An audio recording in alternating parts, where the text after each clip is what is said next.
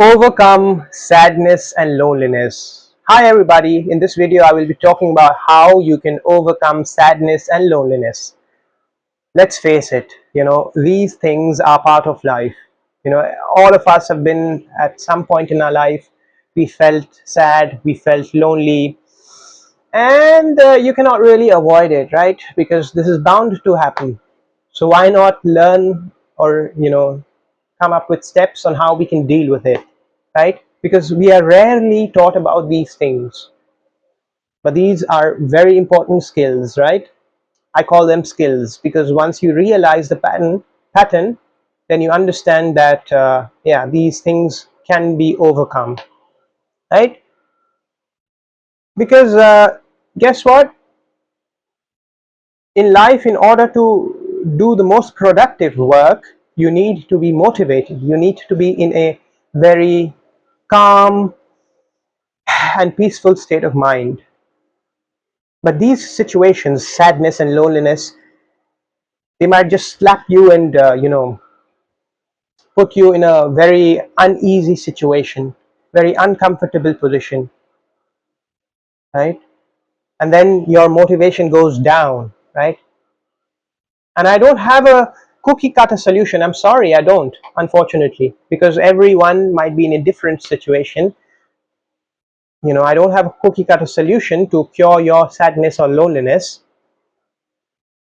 because that, in a way, if I propose a solution, a blanket solution, without knowing your situation, that might be insensitive, that might be unempathetic, right? And that might sort of make you feel like I'm trying to minimize your sadness and loneliness. And you might say that, oh, you don't understand what I am going through. I have a massive boulder on my chest, but you think, it's just this much, right? So I'm not even attempting that, right? I feel you. I feel you. I'm with you. I'm sorry you're going through this. But you know what? I know one thing. Something needs to be done. Something needs to be done. And you have to make that attempt. You have to make the attempt to come up with a solution, to solve the problem, to get yourself out of this situation. Only you can do it. Even if you go to a professional therapist, at the end of the day, you have to make that decision, right? Now, sometimes the situation might be so bad that you might not want to get out of your bed, right? Your world might have shaken you to the core, you know. You might feel so miserable and terrible that you might not get out of your bed. You are unable to do the basic things, the basic daily activities such as getting up out of bed, brushing, cooking, eating, going to work. It might be a very bad situation. And I think it could be clinical depression. You might want to get, you might have to get yourself diagnosed for that. And you don't like anything in life, but you know what, you have to take steps to get out of it. You might want to visit a therapist, right, a psychologist, or you might want to talk with somebody, a peer group. And if it isn't that bad, well, then still you can do something about it, right? You have to come to the core. You have to address the situation. You have to face it head on. What is causing this problem? What is the root cause, right? And usually, these depressions might be because of relationship problems, right? Breakups and betrayals, and you start to question everything about your life, right? You trusted somebody and you got betrayed, and then you doubt your own decisions, your way of thinking. You shared a part of your life, and guess what? Now they are gone, and it might feel really empty. There is that void, there is that pain. Yeah, it can also happen when you lose someone close to you, right? You might start to question everything about life. What is the purpose of life? Not in a good way, but in a very negative way. Oh, everything is going to hell anyway. What's the point of being fit? They left me, they're gone, they died, I will die as well. What's the point of working? What's the point of enjoying? What's the point of being happy? What's the point of helping others? Don't be that guy. I'm sorry you're in that situation, and I am so sorry. I don't know what it is and what it feels like to lose a loved one.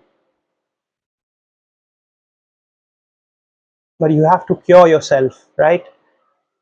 One obvious solution might be to be just more social, but yeah, we all know that you might still be lonely, right? Around people. There are two things: being alone and being lonely. Alone might, what I say is, you're alone and you're happy with your solitude, right? You're content. But being lonely, oh, that's a bad situation. You might be around people, but you feel that they don't understand you. You cannot communicate your feelings and how you feel, and can be bad, right? You get uncomfortable with the solitude. That is loneliness. Now, guess what? Sadness will be there in life. Life goes up and down and up and down and up and down. Some of us might have more sadness, some of us might have more happiness, and you cannot just question life and say, why me? Why me? Why is this happening to me? Well, that doesn't solve the problem. Like I said, sadness will be there in your life, but you still have to live your life. You still have to live your life. And in order to live your life, like I always say, you have to be the best version of yourself. You have to keep improving, because if you don't improve, you know, you're rotting. So you need to improve, and in order to improve, you need to work, and in order to work, you need to have a calm and a good mental state. Be in a neutral state, right? And in order to be in a neutral state, you have to get over these sadness and loneliness and these feelings, right? Well, you know what? Here is like a step that you can use in order to get out of that grief phase, right? It's called the grieving phase, which might help you with that. It might just reduce the pain a little bit. You know what? You have to start with processing your emotions. That's the first step in recovery. And how you do that is, depending on the gravity of the situation, you might want to just feel the pain, just cry for a few days, for a few weeks, or yeah, but decide that, hey, what, 2 weeks is what I will cry and grieve, and you know let me get it out. And that will be like a very high pain situation. And the next phase you need to decide would be like 3 months or whatever, and you say, you know what, and in this phase I will still feel the pain, but it will be medium pain. I will not cry as much. I will try to get started again with life, right?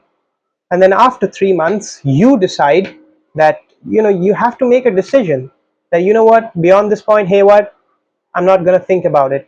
Yes, the pain will come. It'll come over and over, but it'll be lower, right? You will consciously decide that, you know what, I will think less about that and I will move on. Because eventually, if you follow these steps, the pain will subside.